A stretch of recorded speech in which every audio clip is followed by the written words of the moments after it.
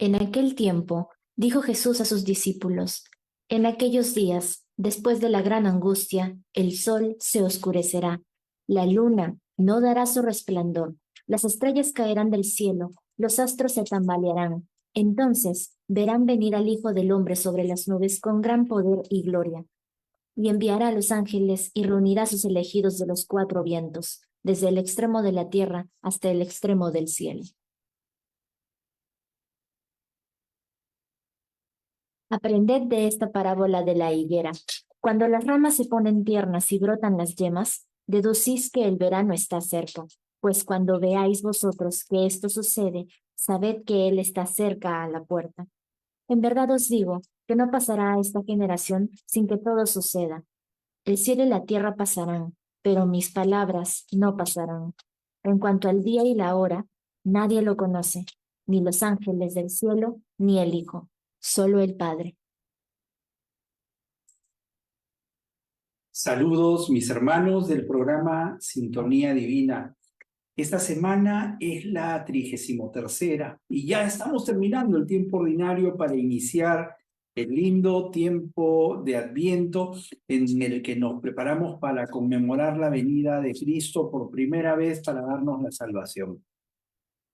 Pero la próxima semana será la última semana del tiempo ordinario, la última semana del año litúrgico, que concluirá con la solemnidad de Cristo Rey. Y con esta solemnidad se termina el año litúrgico para iniciar uno nuevo y nos tenemos que empezar a preparar para este cierre del año litúrgico, para esta parte de finalización del año litúrgico con las lecturas llamadas escatológicas, que como su nombre lo indica, son las lecturas que nos van a hacer reflexionar acerca de los últimos tiempos. Quiere decir, de la especial segunda venida de nuestro Señor Jesucristo. Por eso, el mensaje de este programa, de nuestra semana 33, penúltima de tiempo ordinario, es la redención para el reino de Dios.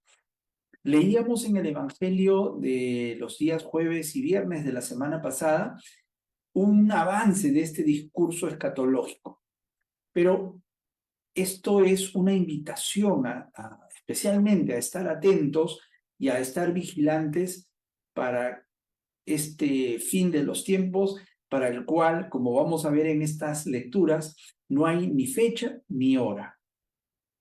Y esta semana empezamos con esta lectura en la que se nos anuncia la segunda venida, pero cuidado, no nos dejemos abrumar o volvernos supersticiosos por los acontecimientos trágicos que se nos narran en los evangelios y especialmente en el libro de Apocalipsis, que es muy simbólico. Son los signos de los tiempos de los cuales ya veníamos hablando y que los discípulos de Jesús no podían entender en ese entonces y nosotros ahora tampoco lo podemos entender muy bien, porque estamos llenos de temores y estamos llamados a vivir una historia humana, pero también estamos llamados a detener las fuerzas destructivas del pecado. Inclusive el jueves de esta semana, Jesucristo nos dirá que el templo de Jerusalén quedará destruido y no quedará piedra sobre piedra, ¿no? Contraponiendo lo que es el templo versus la esperanza que debemos poner en la salvación. Se anuncia también el advenimiento de falsos profetas, que ya los estamos viendo, ¿no? Que parecen reinar en nuestras comunidades actuales, en las que estamos muy afectados por el poder del mundo. Pues ante este poder del mundo, estas lecturas en esta semana serán un llamado al discernimiento. Al discernimiento primero, que es lo que quisiera destacar, mis hermanos, en esta primera parte, que miremos la historia de una manera positiva, que no nos obsesionemos con un final catastrófico. El fin del mundo está claro. Para cada uno de nosotros será el día que fallezcamos. En ese momento se terminará para todos el tiempo que Dios nos ha dado para optar por el Evangelio, para optar por esta buena noticia que es la noticia que el Dios de Cristo nos ha traído en nombre del Dios de la vida, que no quiere que muramos, sino que vivamos para siempre. Entonces, mis hermanos, yo les pregunto, ¿por qué tener miedo? ¿Por qué perder nuestra esperanza? Tenemos que confiar en que la segunda venida del hombre vendrá para nosotros como una salvación para siempre. Cristo Rey, que celebraremos la próxima semana, llegará de un momento a otro. Triunfará definitivamente. Esa es nuestra esperanza como cristianos. Por eso tenemos que optar por una práctica de lo que todo este tiempo ordinario hemos venido leyendo. Las lecturas, especialmente la de hoy, se nos señala aquello que nosotros debemos evitar. Sentirnos engañados por los vicios, por el pecado, ¿no? Los apegos que hemos venido también todas estas semanas reflexionando. Desprendernos de los apegos, de las preocupaciones de la vida, porque todo este mundo que vivimos es pasajero. Urge estar atentos, estar preparados, como las doncellas prudentes que tenían aceite hasta que llegó el novio, ¿verdad? El novio es Jesús y tenemos que estar con las lámparas de aceite llenas de aceite para iluminar la venida de Jesús, para estar viendo siempre cuando llega el novio. Nuestro tesoro está en nuestro corazón. Entonces, ¿cuál es el comportamiento recomendado? Pues ya lo hemos estado viendo desde el inicio del tiempo ordinario, que tenemos que comportarnos de acuerdo con lo que el Evangelio nos ha ido marcando en estas semanas y que nos van a acercar a la meta final, que es la llegada del reino. Pero ahora, mis hermanos, vivir porque el reino ya está entre nosotros, ya está con nosotros. Especialmente tener comportamientos como saber discernir la gracia que recibimos, ¿no es cierto? Hemos recibido gratuitamente la gracia de la salvación, del perdón, la misericordia. Número 2, la oración permanente, la perseverancia, sensibilizarnos con los hermanos que sufren. Tenemos que ser testigos de la misericordia del Padre, ¿no? Y esa es la actitud real del cristiano, la encarnación de los valores que Cristo nos legó, porque ese justamente es el reino, ¿no? El mensaje de Jesús que nos trae a través de su palabra, de la lectura del Evangelio y también a través de la lectura del Catecismo de la Iglesia Católica, que quisiera que hoy día revisemos en el numeral 673, que dice: desde la ascensión, el advenimiento de Cristo en la gloria es inminente, aun cuando a nosotros no nos toca conocer el tiempo y el momento que ha fijado el Padre con su autoridad. Este acontecimiento escatológico se puede cumplir en cualquier momento, aunque tal acontecimiento y la prueba final que le ha de preceder están retenidos en las manos de Dios. Seguimos reflexionando.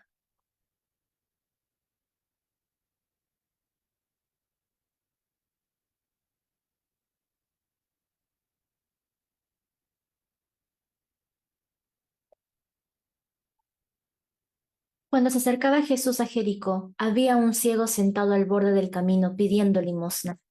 Al oír que pasaba gente, preguntaba qué era aquello, y le informaron: pasa Jesús el Nazareno.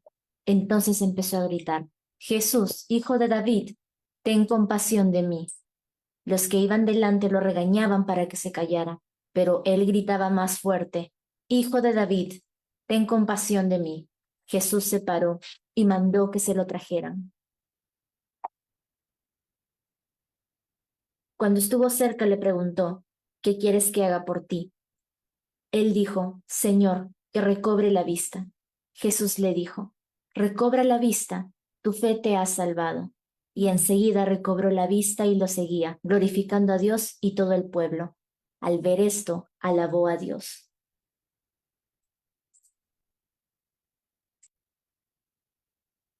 Mis hermanos, repasamos la lectura del ciego Bartimeo. Hace 2 o 3 semanas En un día domingo la leímos, ¿verdad?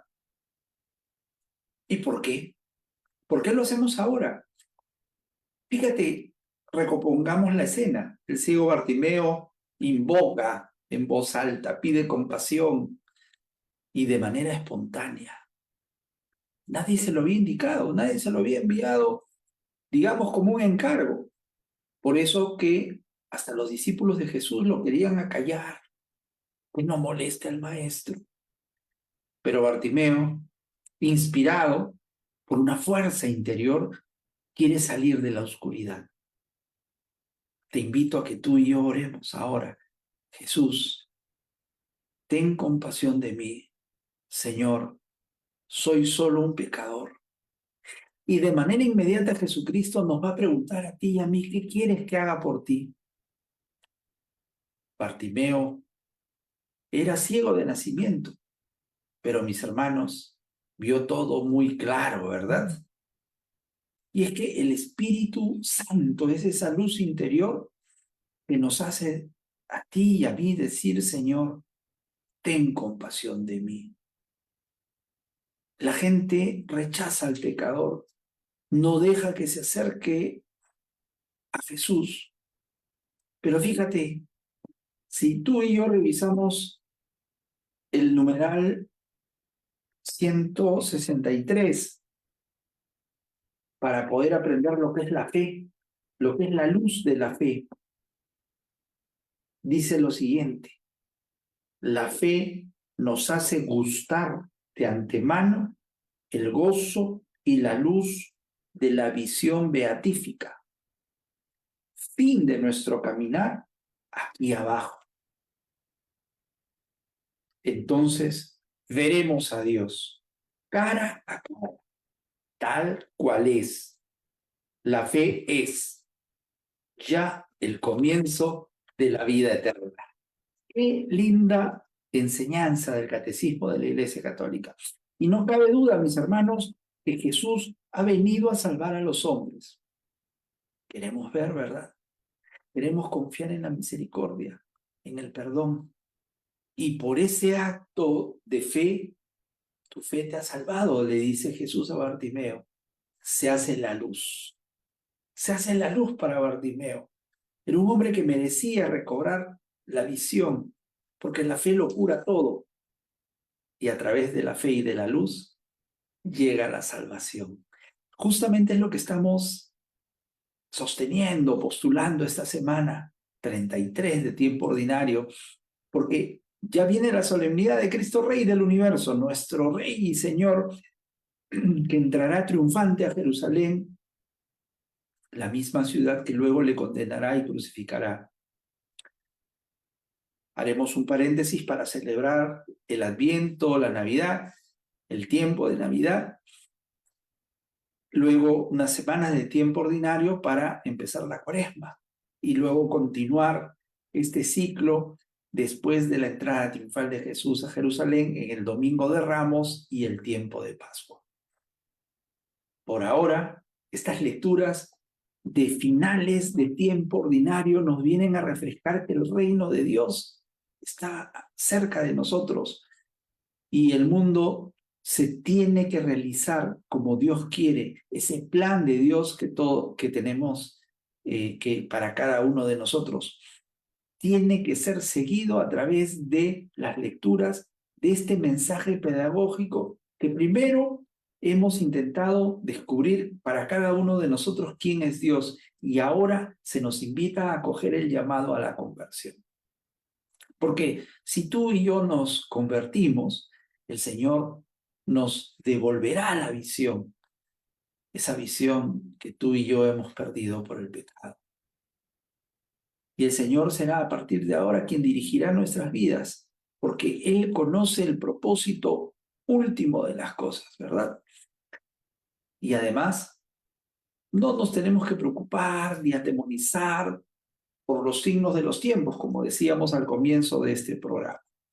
Invoquemos, pues, a Dios a viva voz, que el Cristo de Galilea está pasando por aquí, está pasando en nuestra vida, rumbo a Jerusalén, en donde Él dará la vida por nuestra salvación.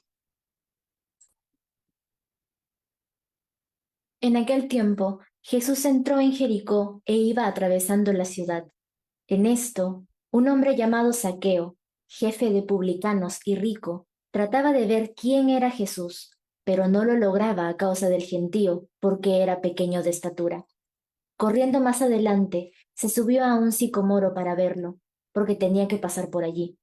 Jesús, al llegar a aquel sitio, levantó los ojos y le dijo: Zaqueo, date prisa y baja, porque es necesario que hoy me quede en tu casa. Él se dio prisa en bajar y lo recibió muy contento. Al ver esto, todos murmuraban diciendo: ha entrado a hospedarse en casa de un pecador. Pero Zaqueo, de pie, dijo al Señor: mira, Señor, la mitad de mis bienes se la doy a los pobres, y si he defraudado a alguno, le restituyo 4 veces más. Jesús le dijo: hoy ha sido la salvación de esta casa, pues también este es hijo de Abraham, porque el Hijo del Hombre ha venido a buscar y a salvar lo que estaba perdido. Qué linda lectura que estamos repasando, así como estábamos repasando lo del ciego Bartimeo, ahora estamos repasando la lectura de Zaqueo. Para estos dos hombres, Bartimeo y Zaqueo, todo estaba muy claro, ¿no? Hemos visto durante todo este tiempo ordinario historias muy, muy ejemplares de conversión, ¿no? Y estas dos historias de conversión son para nosotros emblemáticas, ¿no? Y para el Santo Padre, el Papa Francisco, este encuentro de Jesús con Zaqueo es el encuentro de la misericordia infinita. Pues la misión en la tierra, dice el Papa Francisco, inicia con el llamado a la santidad general. Así es, el Señor inicia su ministerio llamando a todos, diciendo: conviértanse y crean en el Evangelio. Por eso esta semana, con la lectura de Zaqueo, quiero que destaquemos dos enseñanzas importantes. La primera: Zaqueo es un pequeño publicano, pero es un pez gordo. ¿Ah? Era un estafador, un recaudador de impuestos que se había hecho rico a través de los malos manejos de la recaudación de los impuestos a favor de los romanos, como muchos personajes de la televisión que hoy vemos desfilar ante los juzgados, ¿verdad? Por haberse enriquecido ilícitamente. Pero para Dios llegó el momento de la misericordia para este publicano, este pecador despreciado. Llega el momento de la misericordia, así como para ti y para mí. Esta parábola, mis hermanos, no sé si ustedes se acuerdan del fariseo y el publicano, ¿no? El fariseo que se justificaba en la primera fila del templo y despreciaba, subestimaba al publicano que estaba ahí atrás, que era quien se sentía realmente pecador y que fue el que finalmente se retornó a su casa justificado. Pero a veces tú y yo nos sentimos como los publicanos, maltratados, señalados con el dedo por ser pecadores. Se nos aísla, nos sentimos arrinconados, repudiados, odiados, pero aún así el Señor nos ama. Y lo hemos venido diciendo a lo largo de todo el tiempo ordinario. El Señor nos ama y quiere que nos sintamos amados. Y antes que nosotros reaccionemos, antes de que nosotros nos demos cuenta, antes de que nosotros nos demos cuenta que Él está cerca y que necesitamos que Él nos salve, el Santo Hijo de Dios pasa, nos mira desde abajo y nos dice: gratuitamente te doy mi corazón, te doy mi perdón. Dios condena el pecado, pero no al pecador, a quien pretende salvar. Lo busca, lo llama y lo trae de vuelta, como el buen pastor trae a la oveja número 100, a la que está perdida. Fíjate cómo estamos recopilando todo lo que hemos venido hablando en este tiempo ordinario. Hemos hablado de la misericordia de Dios, de que la religión cristiana no es puritana, ni legalista, ni critica, no. Es una religión basada en el amor, en el perdón a aquel que se convierte. Número 2, además de la misericordia, esta lectura nos impulsa a volver a mirar, a darle otro ojito a que la fe tiene que sustentarse con obras. Sí, Zaqueo era muy rico por haber estafado, haberle quitado mucho dinero, injustamente enriquecido, pero él no quería condenarse. Fíjate Jesús cómo actúa, perdona al pecador. Muchas veces se especula que el pecador puede ser por mano propia o por cómplice, ¿no? Cómplice de otros pecadores. Pero Jesús no discrimina a nadie, porque quiere que todos se conviertan a la causa del reino, al plan de Dios. Qué gran iniciativa la de Zaqueo, que quiere conocer a Jesús y se sube a un sicomoro. Este árbol, el sicomoro, inclusive se consideraba un árbol sucio, un árbol infame al que nadie quería treparse, porque los frutos que daba se utilizaban para alimentar a los cerdos. ¿No te hace acordar esto a la cruz, que era una pena de muerte infame a la que Jesús se sometió? Pues Zaqueo se somete a esta, su cruz personal. Pero qué duda cabe, mi hermano, Jesús es el que busca a Zaqueo.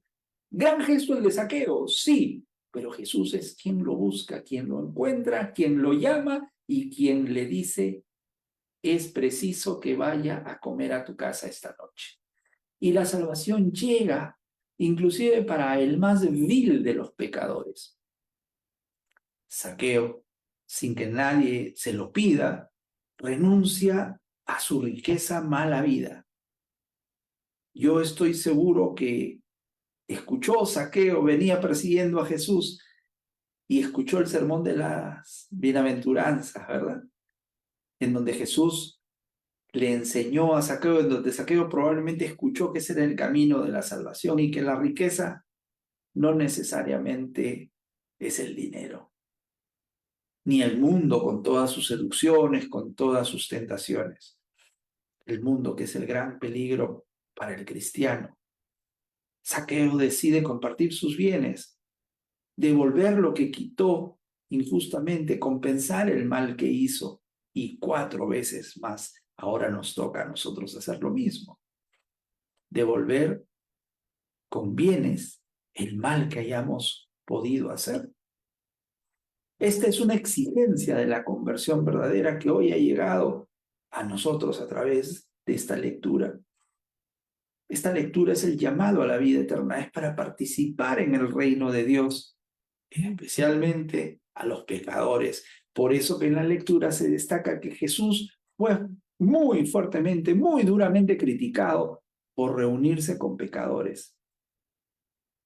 Te invito, mi hermano, a que desde nuestra pequeñez nos trepemos tú y yo a un sicomoro, nos volvamos a subir a un árbol muy alto para mirar desde allí el mundo que está por debajo, porque tú y yo veremos pasar al Señor y que nos va a llamar a ti y a mí por nuestro nombre. Uno por uno nos irá llamando y nos irá pidiendo que nos convirtamos. Y nos irá pidiendo que seamos servidores de los demás, porque ese es el reino. Ser servidores, mantenernos firmes en contra de la inmoralidad del pecado. En aquel tiempo, Jesús dijo una parábola, porque estaba él cerca de Jerusalén y pensaban que el reino de Dios iba a manifestarse enseguida. Dijo, pues, un hombre noble se marcó a un país lejano para conseguirse el título de rey y volver después. Llamó a 10 siervos suyos y les repartió 10 minas de oro diciéndoles, negociad mientras vuelvo. Pero sus ciudadanos lo aborrecían y enviaron tras de él una embajada diciendo, No queremos que éste llegue a reinar sobre nosotros. Cuando regresó de conseguir el título real, mandó llamar a su presencia a los siervos a quienes había dado el dinero para enterarse de lo que había ganado cada uno. El primero se presentó y dijo, Señor, tu mina ha producido 10. Él le dijo, Muy bien, siervo bueno, ya que has sido fiel en lo pequeño, recibe el gobierno de 10 ciudades. El segundo llegó y dijo, Tu mina, señor, ha rendido 5. A ese le dijo también, Pues toma tú el mando de 5 ciudades. El otro llegó y dijo, Señor, aquí está tu mina. La he tenido guardada en un pañuelo porque tenía miedo, pues eres un hombre exigente que retiras lo que no has depositado y ciegas lo que no has sembrado. Él le dijo, Por tu boca te juzgo, siervo malo, con que sabías que soy exigente, que retiro lo que no he depositado y ciego lo que no he sembrado. Pues ¿por qué no pusiste mi dinero en el banco? Al volver yo, lo habría cobrado con los intereses. Entonces dijo a los presentes, Quitadle a éste la mina y dádsela al que tiene 10 minas.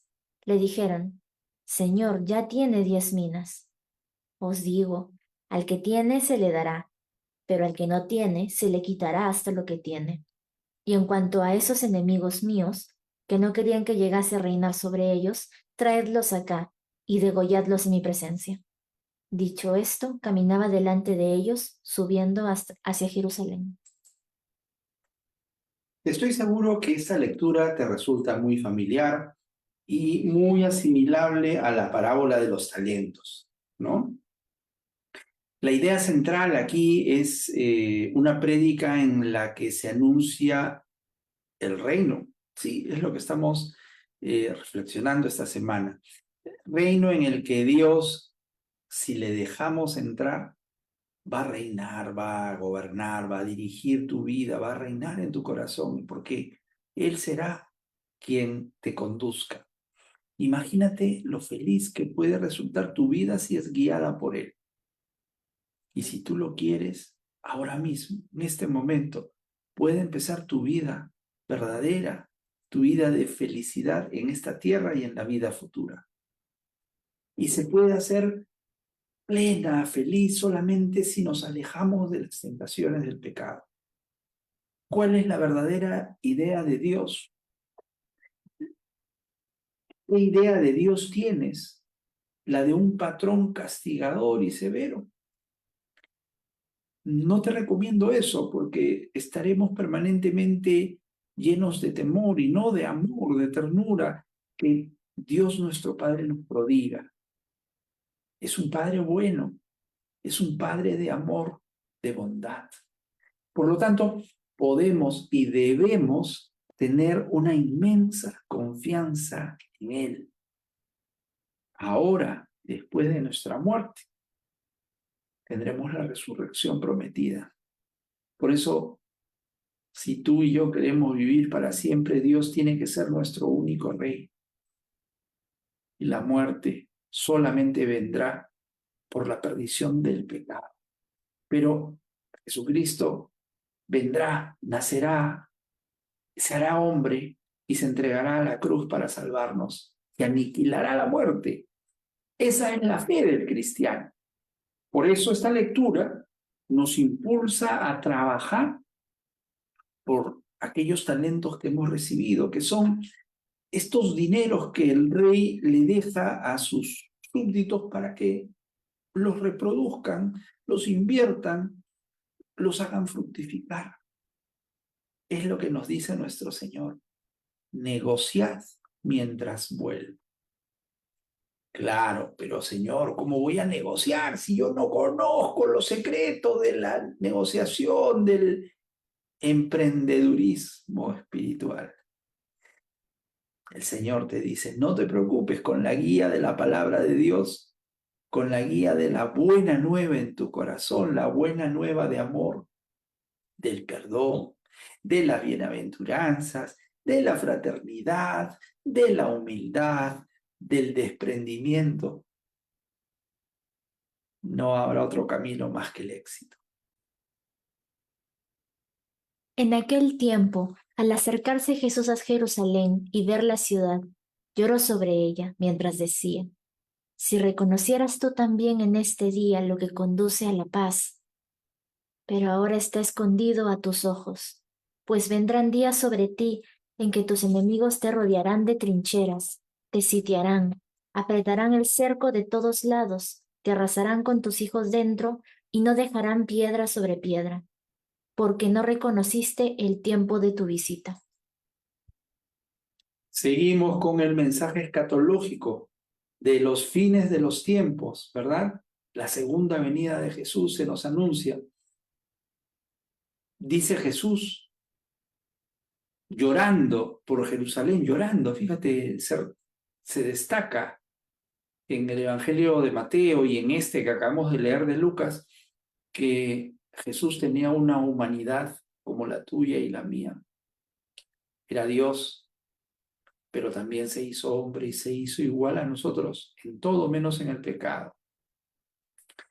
Jesús le dice a Jerusalén que iban a matar a todos sus habitantes. Oh Jerusalén, no quedará de ti piedra sobre piedra. ¿Por qué? Porque no aprovechaste la oportunidad que Dios te dio. Nos pasará lo mismo a ti y a mí, porque no hemos aprovechado la oportunidad que Dios nos da. Hoy Jesús, mi hermano, sufre y hasta llora por la ciudad santa de Jerusalén, por esta ciudad privilegiada del pueblo elegido, donde él sabía que iba a morir y sin embargo llora porque ama a Jerusalén y a todos sus habitantes. Hoy en día nuestro mundo está exactamente igual, por el mismo camino. Los líderes del mundo siguen sus propias ambiciones y los seguidores prefieren el camino de la guerra, el camino de la violencia, el camino del pecado, del odio, las enemistades, y rechazan el camino que lleva a la paz, el camino que Jesús nos enseñó. Lloremos hoy con Jesús, porque necesitamos llorar y pedir por la conversión, pero de verdad, la conversión de corazón, de este mundo que se desangra en guerras, de este mundo dividido, de este mundo que no tiene esperanza en la salvación, como Bartimeo, como Zaqueo, que ellos inicialmente no habían visto al príncipe de la paz, no lo conocían y su vida era un desastre, ¿verdad? Pero fíjate cómo el amor del Padre envió a Jesús a estos personajes. Les devuelve la visión, a Zaqueo le devuelve un plan de vida santa, pero el resto del pueblo no acoge el mensaje de Jesús, lo rechaza, lo persigue y hasta lo mata en la cruz. Ni siquiera la destrucción de Jerusalén fue el fin del mundo, ¿no? Acuérdate que eso pasó hace muchos años, se destruyó Jerusalén como efectivamente Jesús lo había pronosticado. Pero ni siquiera eso fue para la religión de los judíos el fin. Los judíos en realidad pensaban que el día que el templo fuera destruido iba a desaparecer el pueblo de Israel. Pero fíjate que aquí Jesús nos dio a entender que el pueblo estaba equivocado si pensaba que el templo, la construcción, lo material, es la religión en sí. Más adelante veremos cómo Jesús dice que el templo es un lugar de oración. Estas señales del fin del mundo que hemos empezado con la lectura del domingo y con esta del día jueves, nos indican que el reino de Dios está cerca. No estamos hablando que está cerca en términos cronológicos. Está cerca en un espacio espiritual porque ya se nos acercó Jesús a explicarnos lo que es el reino y lo que espera que tú y yo hagamos para obtener ese objetivo principal. Dice Jesús que el frío del invierno de la fe se irá pronto. El verano y la salvación se aproximan. Fíjense en la higuera, dice Jesús. Los árboles darán sus frutos y verán al Hijo del Hombre venir triunfante con sus ángeles. Mi hermano, el reino de Dios ya está dentro de tu corazón. No pidas más señales. Cielo y tierra pasarán, pero su palabra no pasará. ¿En qué crees más? ¿En lo transitorio o en las palabras de tu Señor, que son las que permanecen para siempre? Pero mucho cuidado, porque el mundo nos gana. Claro, es lo que tenemos más a la mano, es lo que tenemos más cerca, lo visible, lo más apetecible. Sí, probablemente sí, y eso es muy humano, y por eso caemos, recaemos. Pero ojo, el cielo y la tierra pasarán, pero mis palabras, dice Jesús, no pasarán. Y ya han transcurrido más de 2000 años, y las palabras de Jesús no han pasado. Sin embargo, estas palabras siguen siendo motivo de llanto porque son rechazadas. Tú te has puesto a pensar que hoy en día, así como en el mundo hay guerras, en nuestro corazón también las hay. Hay rencor, hay división, hay odio. Pero te dejo una reflexión finalmente. Tú y yo hemos sido elegidos. Jesús nos ha llamado por nuestro nombre, así como llamó a sus 12 apóstoles. Nosotros que hemos sido elegidos, ¿acaso hemos acogido el mensaje de amor? Es momento de que nos pongamos a pensar cuál es el sentimiento que vive en nuestros corazones y que sigamos reflexionando a la luz de estas palabras que estamos compartiendo en el programa Sintonía Divina. En aquel tiempo, Jesús entró en el templo y se puso a echar a los vendedores diciéndoles, escrito está, mi casa será casa de oración, pero vosotros la habéis hecho una cueva de bandidos. Todos los días enseñaba en el templo. Por su parte, los sumos sacerdotes, los escribas y los principales del pueblo buscaban acabar con él, pero no sabían qué hacer, porque todo el pueblo estaba pendiente de él, escuchándolo. Me parece que hace muy poco tiempo tú y yo escuchábamos esta misma lectura. ¿Qué habrá sido? ¿El sábado de la semana pasada? No, el sábado de la semana antepasada, que celebrábamos la festividad de la dedicación de la Basílica de Letrán y leíamos otra vez la versión de Juan que nos dice, mi casa será casa de oración, pero ustedes, en lugar de hacer la casa de oración, la han convertido ¿en qué? En una cueva de bandidos. Los judíos tenían este gran templo de Jerusalén como un escenario para relacionarse y rendir culto a Dios.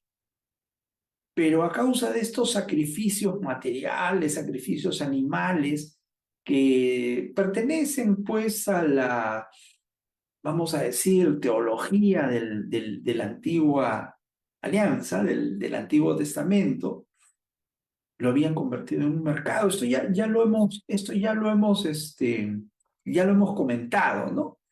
que unos días antes de la Pascua, los judíos tenían que ir y ofrecer en redención de sus pecados los animales en la medida de su bolsillo, de sus capacidades económicas. Y por esto había mesa de cambistas, vendedores de palomas, vendedores de bueyes, vendedores de una diversidad de animales para el sacrificio. Todos los judíos varones estaban obligados a subir a Jerusalén para hacer esta ofrenda antes de la Pascua, ¿no? Por eso empezaban pues las ventas y todo el mercadillo ¿no? La moneda se tenía que también utilizar de acuerdo con los usos y costumbres del mercado de ese tiempo, ¿no? ¿Y quiénes supervisaban todo este negocio? Bueno, los sacerdotes de ese momento, los fariseos, los maestros de la ley, los escribas, y ellos eran pues los dueños del comercio, obviamente tenían una comisión interesante para poder sostener al templo, pero también había mucha corrupción, había mucho beneficio en este cambio, en este intercambio mercantil. Yo he escuchado muchas veces gente que interpreta que Jesús no estaba de acuerdo con el capitalismo y que yo de verdad siempre lo digo cuando reflexionamos, mucha gente vive, come, subsiste y se desarrolla gracias al capital bien empleado, humanamente empleado. Utilizar el bien común es lo que recomiendan el Santo Padre, las encíclicas, las enseñanzas de nuestra Iglesia Católica y también el catecismo, ¿no? Pensar siempre en el bien común. Solo esta lectura, creo yo, quiere resaltar la parte espiritual, que el templo es la casa de Dios Padre. Es el escenario perfecto para poder mantener una relación cercana, muy íntima. Es un lugar de oración personal, de oración comunitaria, para disfrutar de la fraternidad de la comunidad de hermanos que queremos adorar y reunirnos para dialogar con Dios nuestro Señor. Nuestros templos son lugares donde podemos realizar toda forma de oración, especialmente nuestros sacramentos, y esta lectura de la expulsión de los mercaderes nos recuerda que hoy cada uno de nosotros, en Jesús resucitado, también es templo de Dios, porque desde Pentecostés y desde nuestro bautismo, el Espíritu Santo ya habita en cada uno de nosotros. Por eso el Espíritu Santo es el dulce huésped del alma. La reacción de Jesús es poco usual y hasta podríamos decir un poco violenta, ¿no? Pero es un gesto profético más que otra cosa, que no va en contra de las personas, no va en contra de los mercaderes, sino va en contra de la actitud de haber prostituido la fe, convirtiéndole en una especie de intercambio mercantil de especies, de reses, de animales que nos van a dar ventajas y que nos van a causar y concitar ciertos intereses más en lo material que en lo espiritual. Es muy común caer en esa tentación hoy en día también, ¿no? De aprovecharnos de las cosas, de aprovecharnos de las personas, de cultivar intereses particulares y a veces hasta ilícitos. Estamos instrumentalizando a Dios, cuando a Él solo le debemos culto y adoración. Por otro lado, también se va a resaltar mucho el servicio al hombre y no al dinero, ¿no? Por eso dice, han convertido el templo en una cueva de ladrones. Es necesario entonces que Jesús nos sacuda de esta manera. Si quieres, Él, encarnando su autoridad de Dios, expulsa con un látigo a quienes obran mal y con un látigo a ti y a mí nos corrige para que evitamos caer en ese riesgo mortal. Por eso San Pablo nos recuerda que el cuerpo es una edificación de Dios, somos templo de Dios. ¿Y quién es la piedra angular en ese templo? El mismísimo Jesucristo. De allí viene la dignidad que tú y yo tenemos. Como personas, somos una edificación de Dios. De allí viene la dignidad de cada uno de los hermanos que pasan delante de ti y que tú los miras a veces con mirada alejada del plan de Dios. Ese cuerpo tuyo y ese cuerpo de las personas que pasan a tu costado es un auténtico santuario del Espíritu. Esta fuerza, este gesto tan fuerte de Jesús, este grito de Jesús, es un llamado de atención a ti y a mí. Porque tenemos que echar afuera de nosotros ese espíritu de querer comprar y vender. Cuidado con el templo de Dios. Está escrito, mi casa es casa de oración. Pero ustedes la han convertido en cueva de ladrones. No descuidemos esto, mis hermanos, porque este no es un asunto de capitalismo, de tendencias económicas. No, no, no, no. Dice el Santo Padre, donde está Jesús, no hay lugar para la mundanidad ni para la corrupción. Este Jesús que para nosotros es un verdadero predicador y que llega a, solamente él lo podía hacer con autoridad divina, a arrojar con un látigo el mal del mundo.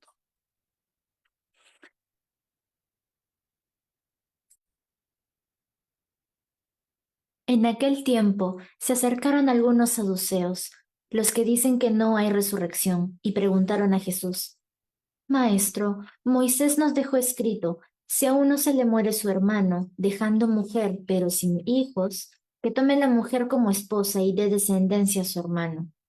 Pues bien, había 7 hermanos. El primero se casó y murió sin hijos. El segundo y el tercero se casaron con ella, y así los 7, y murieron todos sin dejar hijos. Por último, también murió la mujer. Cuando llegue la resurrección, ¿de cuál de ellos será la mujer? Porque los 7 la tuvieron como mujer.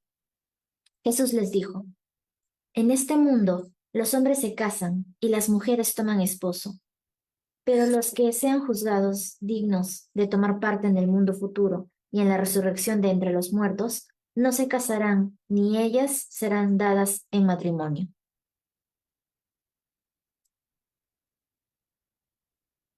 Por último, también murió, pues ya no pueden morir, ya que son como ángeles y son hijos de Dios, porque son hijos de la resurrección. Y que los muertos resucitan, lo indicó el mismo Moisés en el episodio de la zarza, cuando llama al Señor, Dios de Abraham, Dios de Isaac, Dios de Jacob. No es Dios de muertos, sino de vivos, porque para Él todos están vivos.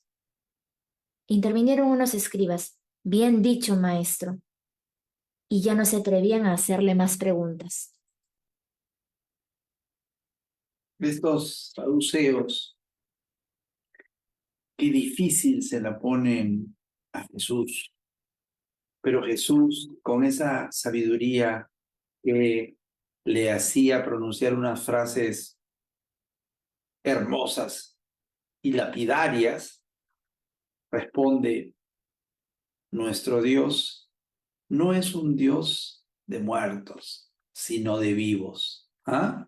Para resaltar el misterio de la vida después de la muerte y confronta lo que va a ocurrir después de la muerte, que va a ser algo un poco variado, distinto, opuesto en algunas cosas al mundo que conocemos. Porque mundo y espíritu se oponen, pues. Hoy la palabra de Dios nos habla de este tema capital, que es la resurrección de los muertos. Y hay tres componentes para finalmente abordar una sola conclusión, que la vida eterna sí existe, pues, ¿no? Esa es nuestra fe, esa es nuestra esperanza en la salvación y la vida eterna. Vamos por partes. Primero, hemos escuchado que los saduceos no creían en la resurrección. Jesús les dice lo que será la vida ultraterrena, ¿no? Estos saduceos eran una especie de partido político, ideológico de Israel. Negaban que la vida pudiera tener una trascendencia y por eso quieren ponerlo en ridículo a Jesús. Sabían mucho y querían ponerlo en aprietos, pero Jesús sabía más, ¿no? De una manera ideológica muy cerrada, muy materialista, quisieron burlarse de los fariseos, que era el partido opositor, vamos a decir, con quienes los saduceos rivalizaban. A ver, Jesús, ¿por quién vas a sacar la cara? ¿Por los saduceos o por los fariseos? Los fariseos, con todos sus defectos, eran un poco más coherentes en aspectos de la fe, porque los fariseos pensaban que sí había vida después de la muerte y que sería igualita a la vida de ahora. Por lo tanto, había que separarse esposa, separarse riqueza, separarse vestidos, y de allí la necesidad de casarse con la viuda del hermano, ¿no?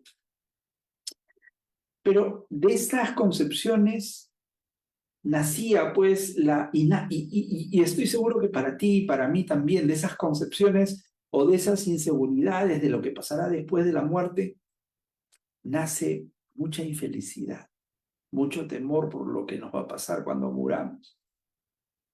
Si el destino del hombre es la nada o el destino del hombre es más de lo mismo. Nos movemos en esa incertidumbre porque no conocemos que Jesús es el camino, la verdad y la vida. Número 2, en esta lectura los saduceos le ponen una trampa a Jesús para que responda y lo ponen en un gran aprieto. Esta ley de casarse con la viuda del hermano que no había dejado descendencia, pues existía, ¿no? Si buscas en Deuteronomio, en el capítulo 25, vas a encontrar esta ley. Pero esta ley era una ley antigua, que no debemos tomar a rajatabla, que no debemos, como hacen muchos hermanos separados, evangélicos especialmente, interpretan el Antiguo Testamento al pie de la letra para poder dejar en ridículo a los hermanos católicos, que la verdad nosotros, si bien es cierto, leemos el Antiguo Testamento y lo interpretamos de manera contextual, histórica, cultural, nos basamos principalmente en que Jesús es el eje de toda la Biblia, porque esa forma de legislar de la antigua alianza era para que el pueblo elegido se vaya preparando a recibir al Mesías. No era para que nosotros, pueblo de la nueva alianza, nos basemos en leyes rigurosas y demasiado creativas para un pueblo de aquellos tiempos.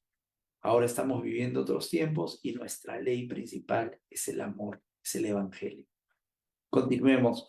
Fíjate, esto de los saduceos era puro materialismo, ¿no?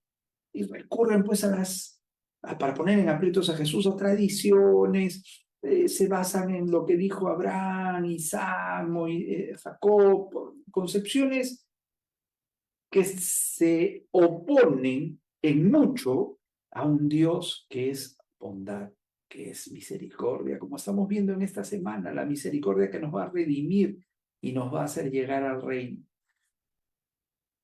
Y parte de esa misericordia, parte importante de esa misericordia, es que nuestra vida no terminará con la muerte. ¿Qué cosa pronunciamos tú y yo en la oración del credo? en cada misa. Esperamos la resurrección de la carne y la vida del mundo futuro. El don de Dios, la promesa de vida eterna, de vida plena después de la existencia en esta tierra, es el gran misterio de nuestra vida cristiana, y esto está en las Escrituras. ¿De dónde venimos y hacia dónde vamos? Probablemente la gente no sepa interpretarlo y busca salidas filosóficas enrevesadas y lee grandes pensadores que te lleven. Leamos a Jesús, que nos dicen que somos creación para la vida, de un Dios de la vida y no para la muerte. Fíjate, desde el pueblo de Israel hasta que llegó Jesús, todo cómo se ha ido transformando en una concepción nueva acerca de este tema. Por eso te recomiendo, vivamos el presente. Sí, estemos atentos de lo que hoy en día es nuestra vida en la tierra, pero proyectémonos a mirar el horizonte de la eternidad. No seas como el que tiene la presbicia, que solamente ve lo que está cerca y no ve lo que está lejos. Porque la mayoría se fija en lo que es asible, medible, material, la vida aquí en la tierra, y no tiene la proyección de ver más allá. Esos justamente son los que más sufren por miedo a la muerte, por el apego a lo material, porque saben que van a perder materialmente todo, todo. Con la muerte lo pierdes todo. No te llevas nada al otro mundo, nada de lo que te has esforzado en acumular, ni la ropa, ni el dinero, ni las joyas, nada. Entonces tú dices, llegó el momento de pensar en dónde está nuestra esperanza. ¿Sí? Está claro el mensaje. Llegó el momento de empezar a pensar dónde está nuestra verdadera esperanza. ¿En esta tierra y en las cosas que en esta tierra tenemos? ¿O en el mundo futuro que Jesús nos ha prometido? La otra vida tiene que ver mucho, mucho con la concepción de quién es Dios nuestro Padre que nos ha creado y de quiénes somos nosotros. El Dios verdadero, el Dios de la vida, no nos va a dejar morir. El Dios que se reveló a Moisés, ese Dios liberador que sacó al pueblo de Israel de la esclavitud, los liberó, y este Dios no nos quiere que seamos presa de la perdición, de la muerte. Es un Dios de vivos, no de muertos. Para Él, todos deben salvarse y vivir para siempre. Eso es lo que a ti y a mí Jesús nos responde si tanto nos preocupa esa pregunta. Jesús nos responde hoy día claramente que hemos sido creados para la vida y no para la muerte. En tercer lugar, ¿qué cosa es la resurrección? Es la transformación del cuerpo. Es un gran misterio, si quieres. No sabemos cómo será. Lo único que sabemos es que va a ocurrir al final de los tiempos. Porque la vida eterna, mis hermanos, es un don. Es fruto de la gratuidad, es parte de la gratuidad de Dios. Es la culminación de su obra creadora. Y en el mismo momento que nos ha creado, nos ha dado esa capacidad de ser libres para siempre.